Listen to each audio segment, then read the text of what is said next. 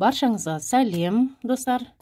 Бүгін біздер мынадай өте нәзік, ашық, көктем жазға лайықты осындай білезік тоқитын боламыз. Бұл үшін бізге 3 түрлі бисеріміз қажет болады. Алтын түсті, мынандай оранжевый және сары. Мен осы түстерді алдым, сіздер қалаған түстеріңізді аласыздар. Ине жіп керек болады, капрон жіп керек болады. Мынадай карабин, мынадай цепті өздеріңіз білесіздер. Қаласаңыздар қоясыздар, қаламасаңыздар қоймайсыздар. Мынаның өзіне қадай берсек те болады. Дәл осындай мына. Түстін өздеріңіз өзгерте бересіздер. Ал бірінші видеом бастамас бұрын видеома лайк басып, каналыма тіркеліп, қоңырау батырмасын басуды ұмытпаңыздар. Және осындай қолөнерге қызығатын таныстарыңыз болса, достарыңыз болатын болса, менің видеоларымды сілтемесін жіберіп қойыңыздар. Ал, кеттік онда. Мен мына алтын түсті және оранжевый түсті мына екі бисерімізден мынандай етіп тізбек тізіп алдым. Қазір енді сол сарыны сіздерге көрсететін болам. Жібімізге екі шетіне де ине өткізіп алдым. Жіптен жұмсақ болады білезігіміз. 20 бисер өткізіп аламыз. 20 болу қажет. 20 біріншісін екеуіне ортақ болады.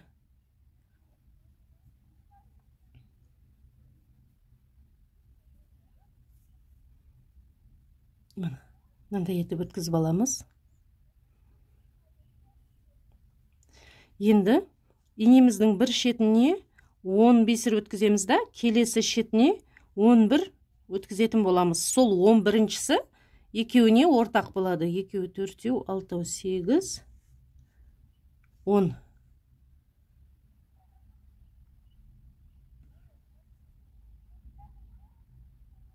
10. Мына шетіне 11 өткіземіз. 11-шісі екеуіне ортақ бисер болады.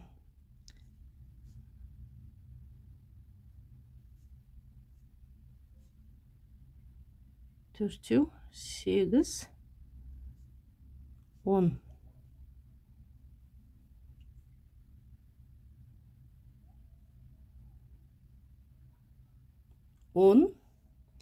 Енді 11-ші бисеріміз 11-ші екеуіне ортақ болады.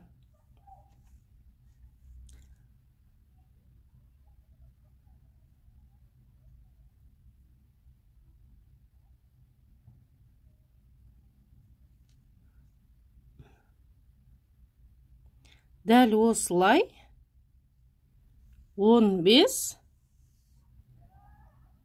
дөңгелек өткізіп алатын боламыз. Достар, мына мен 15-шісіне келдім. Екі шетіне де 10-10-нан өткізіп алдым. 14-ін жасадым. 15-ші дөңгелегім. Қазір мына 15-ші дөңгелегімді жасайтын боламын. Бір бисер алдым тағы. Осы екеуіне ортақ бисер болады.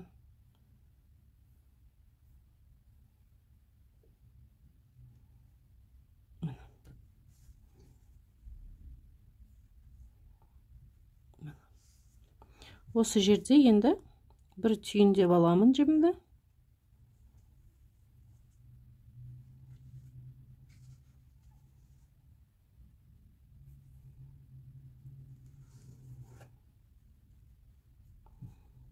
Бисерлердің арасынан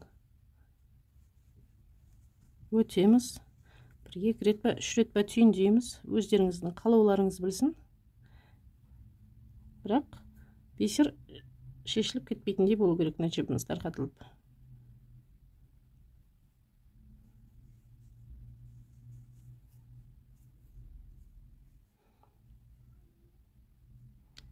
Бисерлердің арасынан өтеміз. Жіпті қимастан бұрын біраз алысқа алып кететін боламыз.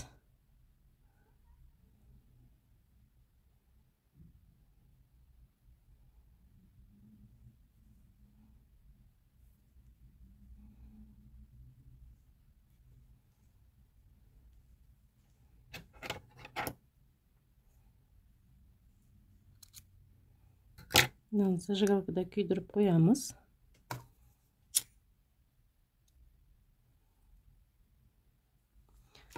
Екінші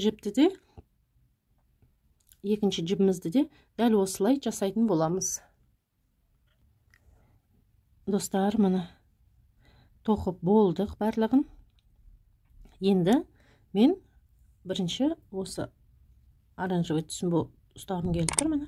Ол үшін мені былай істейміз. Енді барлығын біріне бірін құрастырып, қазір тоқитын боламыз.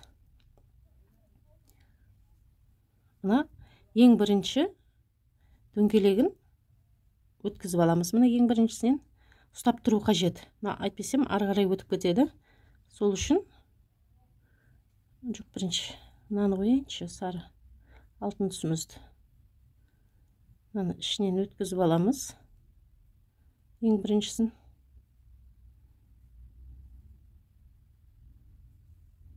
Одан кейін сары түсімді қояйын.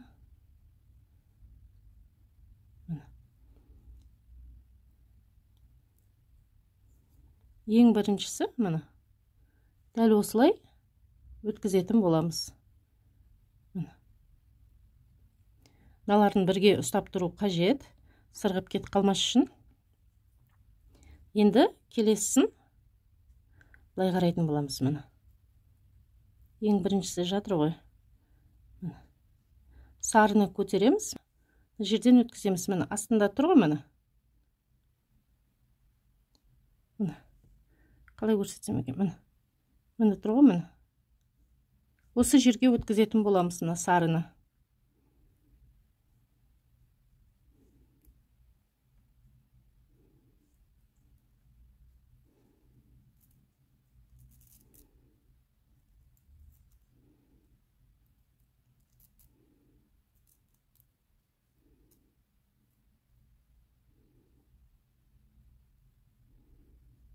Жөндеп, түзулеп, оң қаратып қоямыз. Мына оң жағынан жатыр. Енді оранжевый түсіміз, одан алтын түсіміз тұр. Келесі алтын түсті өткізетін боламыз. Мына алтын түсті көтерсек, мына астында тұрады өзі дайын. Сол жерге алтын түсімізді өткіземіз.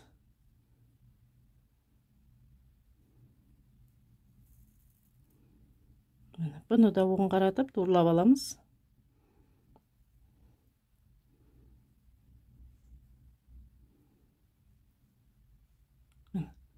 Өзі өтетін жері дайын тұрады. Мына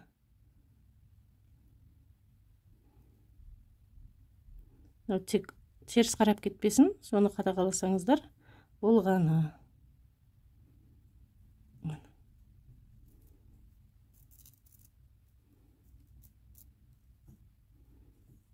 Көрдіңіздер ме? Өзімен өзі осылай тоқылып кете береді.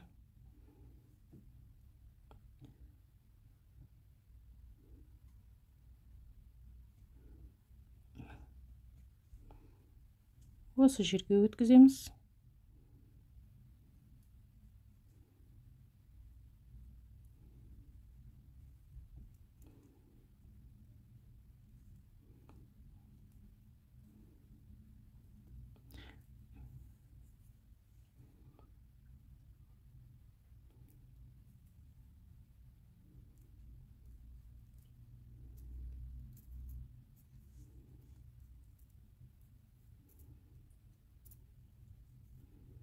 Бұның түсін өз еріктеріңізде қандай қылсаңыздар да.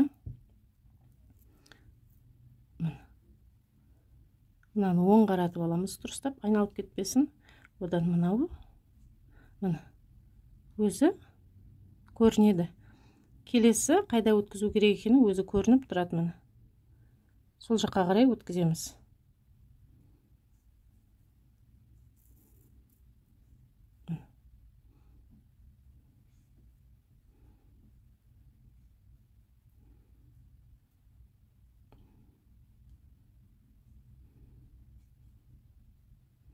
Келесі мына жерге мына.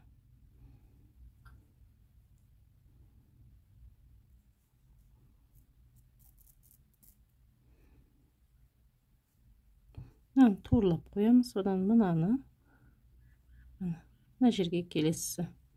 Дәл осылай аяғына дейін тоқитын боламыз. Қыздар, міне мен соңына кеп қалдым. Мына қайсысы қазір ұзын болып ең соңында қалады. Міне алтын түсті. Соны өтемін. Ең соңында қайсысы қалса, сол екінші жағындағы ұшы болып қалады. Туырлап қоямыз. Енді ең соңғы дөңгелегі оранжевыйдың. Осымен сарыдан өтемін. Міне ең соңғысы кетті. Енді міне сарының соңғысы. Осыны өтемін.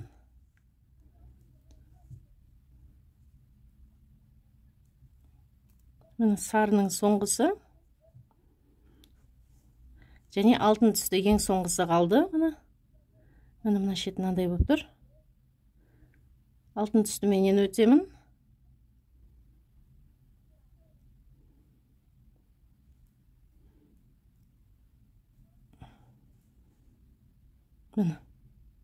Ең соңында алтын түстіміз қалды. Мына шеті біз оранжевый түспен бастаған болатынбыз. Мына шетінде алтын түсті қалды.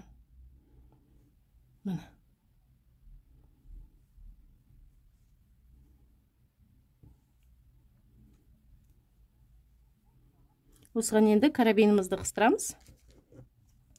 Мынандай қыстырғыш өзінің дөңгелегі бар. Колечкасы, содан өтеміз.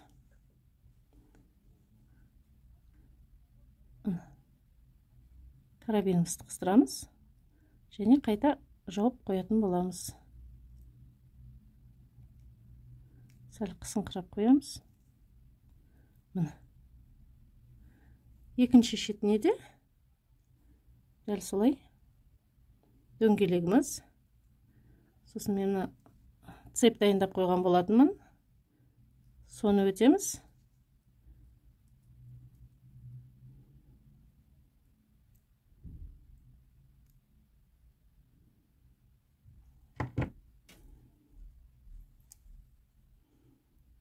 Болды, достар.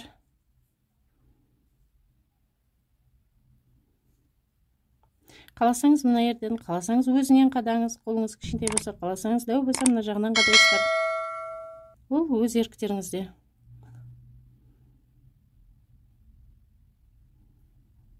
Менімен бірге болғандарың үшін сіздерге үлкен рахмет. Сіздеріңізге сәттілік. Лайк басуды ұмытпаңыздар.